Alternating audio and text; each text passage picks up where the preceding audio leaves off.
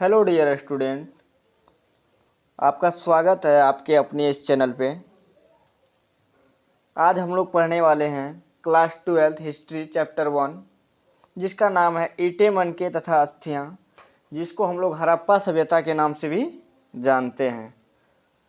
तो आज हम लोग जो है इसी का जो है कुछ पॉइंट इसका लिख के रखें, पॉइंट बनाए हैं। यही पॉइंट को हम बताएंगे जो कि बहुत ही इम्पोर्टेंट है आपके एग्ज़ाम के लिए। आप अगर इसको देख लीजिएगा, हम जितना आज पढ़ा रहे हैं ये पूरा पढ़ लीजिएगा, तो आपका जो है हड़प्पा सभ्यता से जितना भी क्वेश्चन आएगा एक क्वेश्चन भी मिस नहीं होगा। ये हम लिख के देते हैं 100%। ठीक है, तो आप लोग जो है इसको मिस नहीं कीजिएगा, स्किप नहीं कीजिएगा, पूरा वीडियो को देखिएगा। चलिए वीडियो को स्टार्ट करते हैं। वीडियो स्टार्ट करने से पहले जो है आप लोग चैनल को सब्सक्राइब नहीं किया अभी तक, तो चैनल को सब्सक्राइब कर ले, और वीडियो अच्छा लगेगा तो लाइक कर दीजिएगा और एक प्यारा सा कमेंट कर दीजिएगा, जिससे कि मोटिवेट होते हैं हम। ठीक है, तो चलिए वीडियो को स्टार्ट करते हैं। चलिए हम पढ़ाते हैं। चलिए पहला पॉइंट देखिए क्या है। पहला पॉइंट बोल रहा है, पहला पॉइंट है हड़प्पा संस्कृति। हड़प्पा संस्कृति की जो है सिंधु नदी की घाटी में फैले होने के कारण सिंधु घाटी की सभ्यता भी कहते हैं। देखिए क्या कर रहा है, हड़प्पा संस्कृति की जो है सिंधु नदी घाटी में फैले होने के कारण सिंधु घाटी सभ्यता भी कहते हैं। तो देखिए कहने का मतलब ये है हड़प्पा संस्कृति जो है सिंधु नदी घाटी में फैलल है, इसीलिए इसको सिंधु घाटी सभ्यता भी कहते हैं। अब देखिए क्या कह रहा है, पुरातात्विक संस्कृति शब्द का प्रयोग। पुरातात्विक संस्कृति शब्द का प्रयोग पुरावस्तुओं के ऐसे समूह के लिए करते हैं जो एक विशिष्ट शैली के होते हैं और सामान्यतः एक साथ एक विशेष भौगोलिक क्षेत्र तथा कालखंड से संबंधित पाए जाते हैं। बोल रहा है देखिए क्या, पुरातात्विक संस्कृति शब्द जो है पुरातात्विक संस्कृति शब्द है, इसका प्रयोग जो है पुरावस्तुओं के ऐसे समूह के लिए करते हैं जो एक विशिष्ट शैली के होते हैं। ठीक है, और जो है सामान्यतः एक साथ एक विशेष भौगोलिक क्षेत्र तथा कालखंड से संबंधित पाए जाते हैं। चलिए नेक्स्ट पॉइंट की ओर चलते हैं। कलर हम चेंज कर लेते हैं थोड़ा सा। चलिए नेक्स्ट पॉइंट देखिए क्या है 2 नंबर में, हड़प्पा सभ्यता का नामकरण। हड़प्पा सभ्यता का जो है नामकरण नाम जो उसका रखा जाता है। हड़प्पा नामक स्थान, हड़प्पा नामक स्थान जहाँ यह संस्कृति पहली बार खोजी गई थी, ठीक है, उसी के नाम पर किया गया।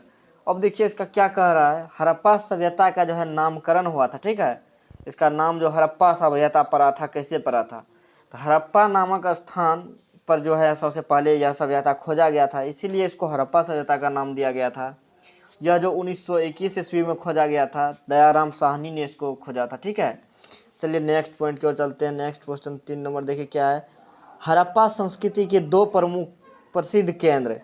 हड़प्पा सभ्यता के जो है 2 प्रसिद्ध केंद्र हड़प्पा और मोहनजोदड़ो है। क्या है, हड़प्पा सभ्यता के 2 प्रसिद्ध केंद्र है, पहला है हड़प्पा और दूसरा है मोहनजोदड़ो। ठीक है, चलिए नेक्स्ट पॉइंट की ओर चलते हैं। नेक्स्ट पॉइंट में कह रहा है हड़प्पा सभ्यता की खोज। हड़प्पा सभ्यता की खोज जो है 1921-22 में बोले थे, अभी 1921 में 1921 एवं 1922 में दयाराम साहनी और जो है राखाल दास बनर्जी और सर जॉन मार्शल के नेतृत्व में हुई। देखिए हड़प्पा सभ्यता की खोज जो है 1921 और 1922 में हुआ था। पहला जो 1921 में हुआ था दयाराम साहनी ने किया था, और दूसरा जो है 1922 में राखाल दास बनर्जी ने किया था, और यह जो है सर जॉन मार्शल के नेतृत्व में हुई थी। ठीक है, अब देखिए नेक्स्ट क्या है, नेक्स्ट पॉइंट है हड़प्पा सभ्यता का काल। ठीक है, हड़प्पा सभ्यता का काल, यह जो है विकसित सभ्यता है। ठीक है, हड़प्पा सभ्यता जो है बहुत विकसित सभ्यता है। इसका काल जो है 2600 ईसा पूर्व से लेके 1900 ईसा पूर्व के बीच माना जाता है। हड़प्पा सभ्यता का काल जो है 2600 ईसा पूर्व से 1900 ईसा पूर्व के बीच माना जाता है। ठीक है, अब देखिए नेक्स्ट पॉइंट क्या है,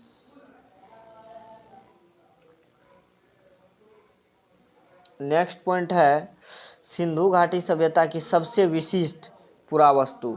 सिंधु सभ्यता की जो है सबसे विशिष्ट पुरावस्तु मोहर। ठीक है, सिंधु घाटी सभ्यता में जो सबसे विशिष्ट जो है मोहर है। ठीक है, वह जो है सेलखरी नामक पत्थर से बनाई जाती थी। मतलब हड़प्पा सभ्यता के मोहर जो है वो सेलखरी नामक पत्थर से बनाई जाती थी। अब आपको ऑब्जेक्टिव में पूछ देगा कि हड़प्पा सभ्यता, सिंधु घाटी सभ्यता का जो है मोहर जो है वो किस चीज़ से बनी हुई है होती थी, तो वो बोलिएगा सेलखरी नामक पत्थर से बनाई जाती थी। ठीक है। अब नेक्स्ट देखिए क्या है। नेक्स्ट, हड़प्पा सभ्यता की जानकारी के प्रमुख स्रोत। मतलब हड़प्पा सभ्यता जो है उसका जानकारी मिलने का जो प्रमुख स्रोत है, पहला देखिए मृदभांड है। यहाँ पे मृदभांड जानते हैं, मिट्टी का बर्तन जो होता है, मृदभांड मतलब मिला। उसके बाद जो है भौतिक अवशेष मिला। उसके बाद आभूषण मिला, औजार मिला, मोहरे मिला। उसके बाद इमारतें मिला, खुदाई में मिले सिक्के, मतलब सिक्का जो होता है रुपया, वो सब मिला था इस खुदाई में। ठीक है। उसके बाद वहाँ पे पुराना घर सब बना हुआ था, मतलब बहुत चीज़ मिला था, स्नानागार सब मिला था। ठीक है। अब देखिए नेक्स्ट क्या है।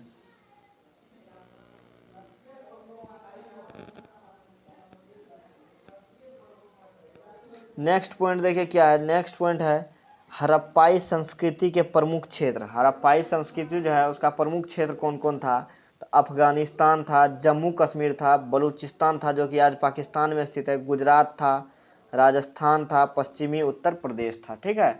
ये सब पॉइंट को आप लोग देख लीजिएगा अच्छा से, मतलब स्मरण कर लीजिएगा। ठीक है। ये सब आएगा। अब मन इसका है, इसके प्रमुख स्थल कौन कौन थे। ठीक है। इसका प्रमुख स्थल जो है नागेश्वर था, बालाकोट था, चनहुद्रो था, कोटदीजी था, धौलावीरा था, लोथल था, कालीबंगन था, बनावली और राखीगढ़ी इत्यादि था। ठीक है। इसका प्रमुख स्थल जो है ये सब था, ये भी मतलब देख लीजिएगा अच्छा से। अब नेक्स्ट देखिए क्या है। नेक्स्ट पॉइंट है यह एक नगरीय सभ्यता थी। यह क्या थी, यह एक नगरीय सभ्यता थी। ऑब्जेक्टिव में पूछ सकता है यह कैसी सभ्यता थी, तो यह नगरीय सभ्यता थी। ठीक है। तो इसकी जो है सबसे प्रमुख विशेषता जो है इसकी नगर निर्माण योजना है। इसका जो है सबसे प्रमुख विशेषता जो है इसका नगर जो है निर्माण योजना है, मतलब नगर का निर्माण किया था। ठीक है। वही योजना है इसका प्रमुख सबसे। ठीक है। अब देखिए नेक्स्ट क्या है। हड़प्पा स्थलों से मिले अनाज के दानों में, हड़प्पा स्थल से जो कुछ अनाज के दाने मिला था, तो कौन कौन मिला था वो मतलब जानिए।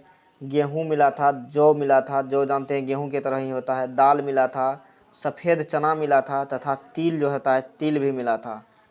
तिल का हम लोग का एक पर्व नहीं होता है, वही तिल, समझ गए ना। अब नेक्स्ट देखिए क्या है। नेक्स्ट है हड़प्पा सभ्यता के प्रमुख जानवर। हड़प्पा सभ्यता में जो है प्रमुख जानवर कौन कौन था, तो देखिए भेड़ था, भेड़ पता ही होगा, बकरी था, भैंस था, एंड सुअर भी था। और देखिए क्या कर रहा है, वृषभ। वृषभ मतलब क्या होता है, बैल। बैल जानबे करते होंगे, गाय का जो होता है बछड़ा, उसी को बैल कहा जाता है। तो वृषभ जो है, बैल का प्रयोग जो है कृषि कार्य में खेत जोतने के लिए किया जाता था। आजकल भी गांव में किया जाता है, देखते होंगे आप लोग अगर गांव से होंगे तो। मतलब जो है बैल का प्रयोग जो है खेत जोतने के लिए किया जाता है, दो बैल को मिला करके जो है ना मतलब जोता जाता है खेत को। ठीक है। चलिए नेक्स्ट पॉइंट की ओर चलते हैं। नेक्स्ट पॉइंट देखिए क्या है। हड़प्पा सभ्यता में जो है बस्तियाँ, हड़प्पा सभ्यता की जो बस्ती था दो भागों में विभाजित थी। पहला जो है दुर्ग और दूसरा जो था निचला शहर के नाम से मतलब विभाजित था। ठीक है। हड़प्पा सभ्यता की बस्तियाँ दो भागों में विभाजित था, दुर्ग और निचला शहर। ठीक है। अब नेक्स्ट चलिए क्या है। आप लोग इसको एक बार और देख लीजिए, वीडियो को बढ़िया से देख लीजिएगा। अगर समझ नहीं आया तो बार बार देखिएगा, उसके बाद समझ में आ जाएगा। ठीक है। अब देखिए नेक्स्ट क्या है। नेक्स्ट है 14 नंबर में, हड़प्पा सभ्यता में जो है सड़कों तथा गलियों को लगभग एक ग्रिड पद्धति पर बनाया गया था। ठीक है। हड़प्पा सभ्यता में जो सड़क था तथा गलियां था उसको जो है एक ग्रिड पद्धति पर बनाया गया था, और ये जो है एक दूसरे को समकोण पर काटती थी। यह जो है एक दूसरे को समकोण पर काटती थी। ठीक है। नेक्स्ट देखिए क्या है।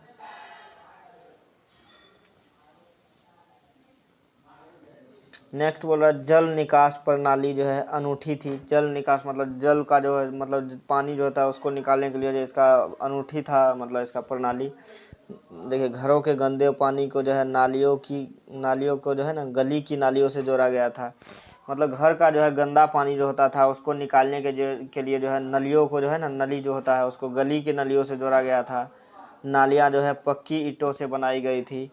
नाले पक्की ईंट जानते हैं ना, जो मकान में यूज होता है, मकान में हम लोग बनाने के लिए जो ईंटा का प्रयोग करते हैं, वही ईंटा जो है पक्की ईंटा, वही उसी का जो है नालिया बनाया गया था। ठीक है।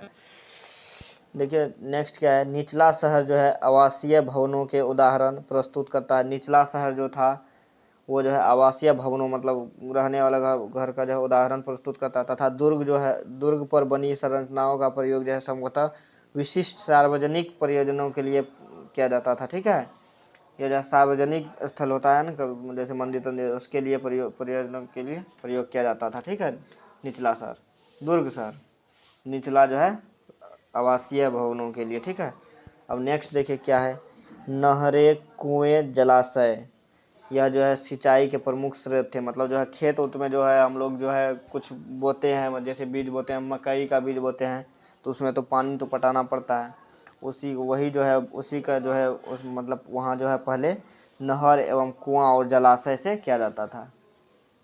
ठीक है, अब देखिए नेक्स्ट पॉइंट क्या है।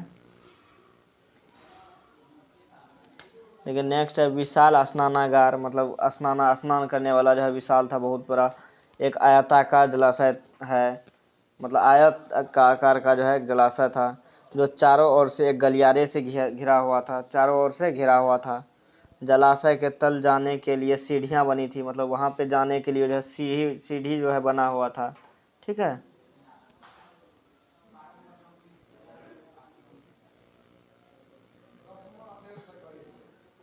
देखिए नेक्स्ट क्या है, नेक्स्ट है देखिए क्या, हड़प्पा सभ्यता के जो है हड़प्पा सभ्यता के समाधानों में जो है आमतौर पर मृतकों का गर्तों में दफनाया गया था। मतलब हड़प्पा सभ्यता के जो है समाधानों में आमतौर पर मृतकों को गर्तों में दफनाया गया था, मतलब जो आदमी मर जाता था उसको गर्तों में दफनाया गया था। उनके साथ जो है मृद भांड और अवशेष मिले हैं, उसके साथ जो है मतलब मृद भांड मतलब मिट्टी के बर्तन और अवशेष, कुछ अवशेष मिले हैं। तो मृद भांड जो है मतलब जैसे कोई मर गया तो उसको जो है उसके साथ जो है कुछ मिट्टी के बर्तन भी फेंक देता था, तो वही मिला था। अब नेक्स्ट देखिए क्या, आभूषणें व मनकों को तोलने के लिए जो है ना बांट का प्रयोग होता था। जैसे देखिए अभी आभूषणों व मनकों किसी जैसे हम लोग अभी जो है तराजू का प्रयोग करते हैं कुछ तोलने के लिए, तो वहाँ जो है बाट का प्रयोग किया जाता था। ठीक है, यह जो है चर्ट नामक पत्थर से बनाए जाते थे, एक चर्ट नामक पत्थर था उसी से बनाया जाता था बांट। ठीक है,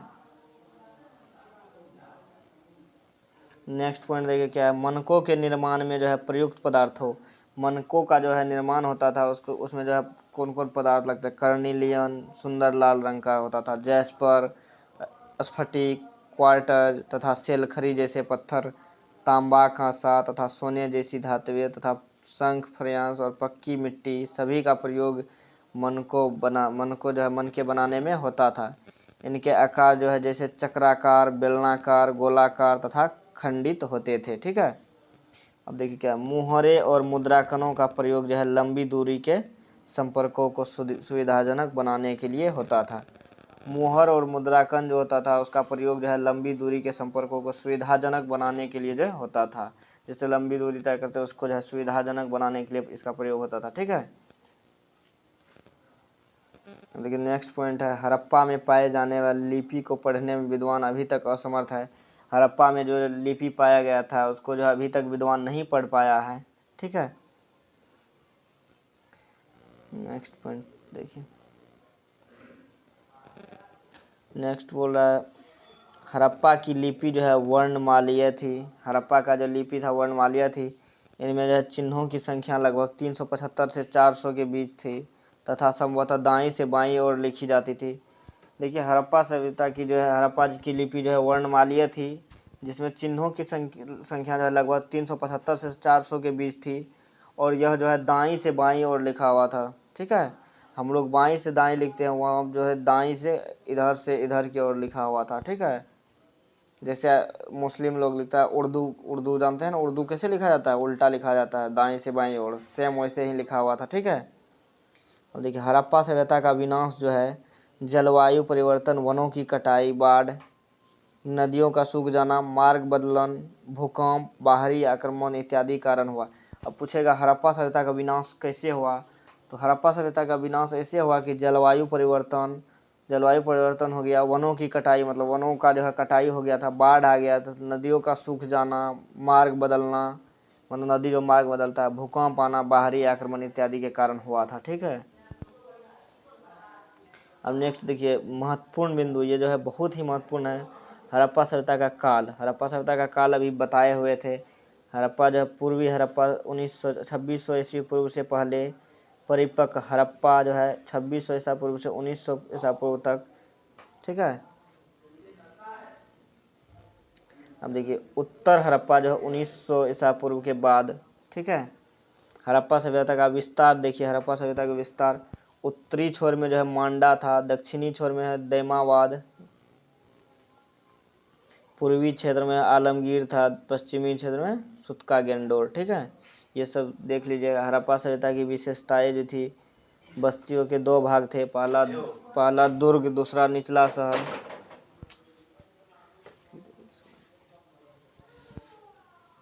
पूर्व नियोजित जल निकास व्यवस्था था।